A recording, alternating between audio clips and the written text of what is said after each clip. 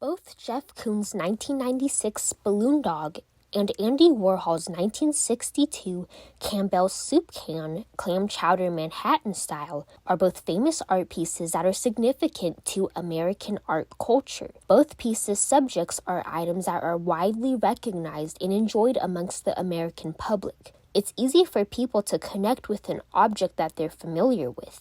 These two pieces can be classified as pop art, which is art about popular culture.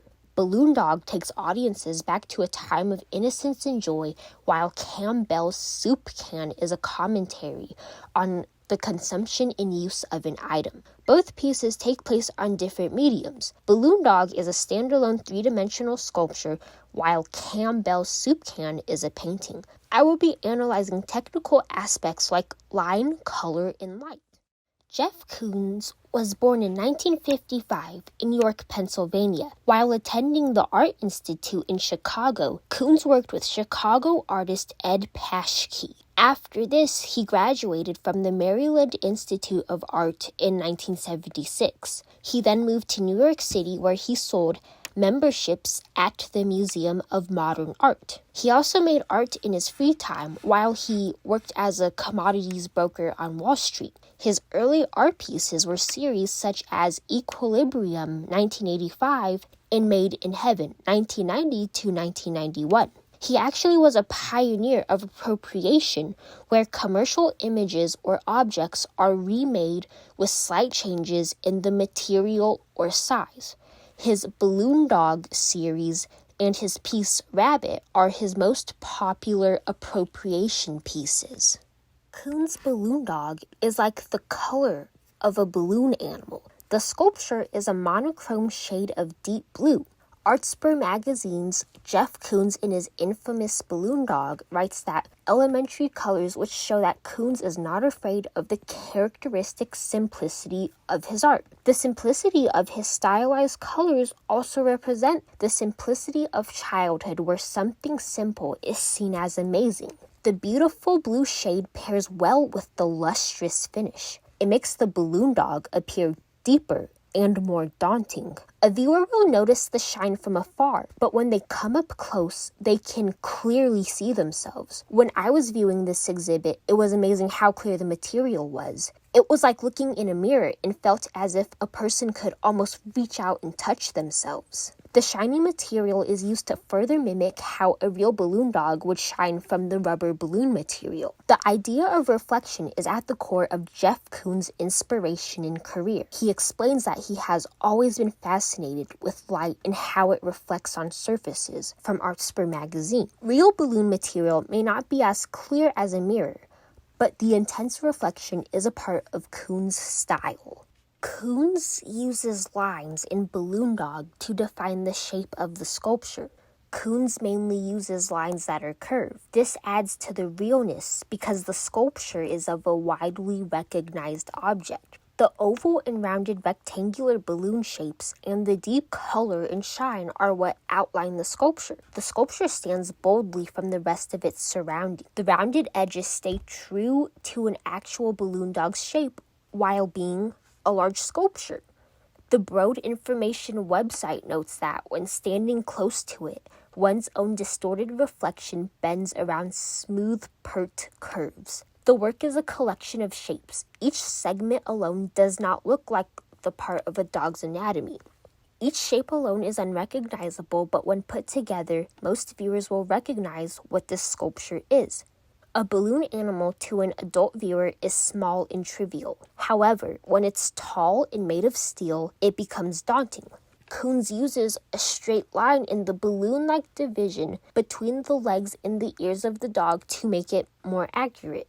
Koons plays with childhood imagination by making viewers feel as if the sculpture could have the ability to walk away.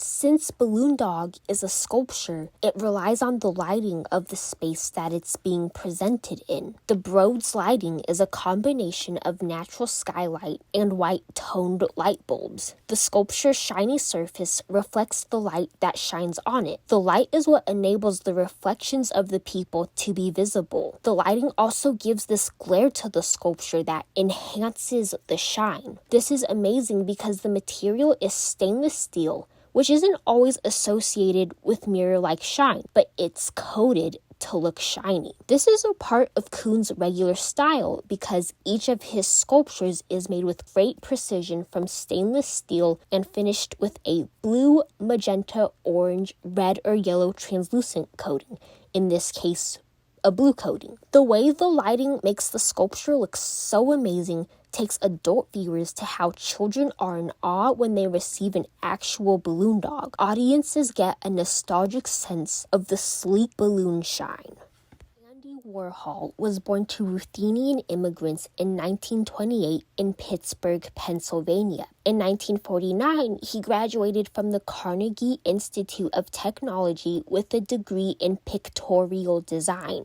After this, he moved to New York City and worked as a commercial illustrator for a decade. Even though he began painting in the late 1950s, he received recognition in 1962 for paintings of items like Campbell soup cans and Coca-Cola bottles. Later in the 1960s, he went on to make films like Chelsea Girls 1966, Eat 1963, My Hustler 1965, and Blue Movie, 1969. In 1968, Warhol survived being shot by Valerie Solanas. All through the 1970s, Warhol created prints about Hollywood celebrities and political figures. He continued this until his death in 1987.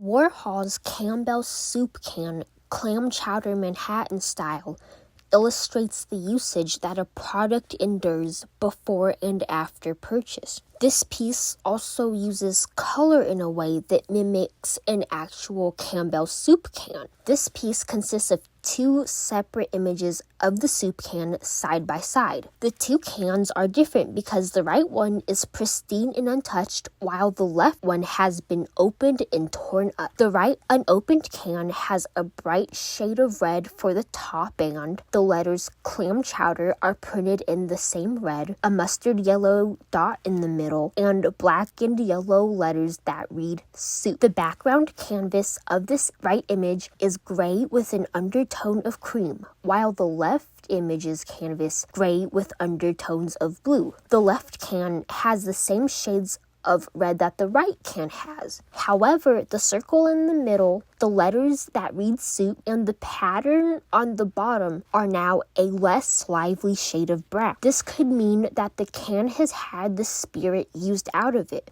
which gives the can an anthropomorphic quality in how it was living and how it lets us know that it's dying. Its shelf cycle is its life cycle. Also, more of the tin can is shown behind the ripped paper peeling. This can is dark gray with splotches of black. The Broad's wall text for the soup can states that Warhol uses repetition found in advertising and mass production, while also drawing parallels between production and consumption of art in everyday goods. With this piece, Warhol displays the usage that a can endures and how an item will look used after production. Warhol also uses lines to get the message of consumerism across. Both paintings are similar in how they use lines. Both cans have a top circular shape that gives the soup can its three-dimensional cylindrical shape. Warhol uses the shape of the right can to capture the beautiful freshness that a newly made or unopened product holds. The top of the soup can on the right has circular lines that are like the top of a real can. Near the top of the right soup can is a white line that runs across the top, and near the bottom, a parallel red one that runs across the bottom. These two lines break the solid color pattern and give the can more visual interest. The mustard yellow circle in the middle draws attention to the middle of the can. The sides of the painting on the right soup can have two thin but strong black outlines that make the can almost pop out from the canvas. For the left can, Warhol keeps the two black side outlines but breaks up these straight lines. The top of the left soup can has a gray circle. This circle shows that the soup can is opened and empty. It has no more sustenance to offer. These broken and jagged lines resemble a beat-up can, which symbolizes how a consumer may see a spent product is dead and needs to be disposed of. The lighting of the cans also tell how new or used the can is. The top outlines of the new soup can on the right have sections of black and gray from the canvas. This canvas gray mimics shine that shows how nice the unused can looks. The left can is devoid of this shine. The top gray hole of the left can means there's a visible interior because it shows that the can is devoid of its nourishing contents. On the exterior of the left can, the dark black and gray section in the middle is the shadow that the now ripped paper casts. This makes the ripped paper feel like it's been butchered. This can has absolutely been gutted.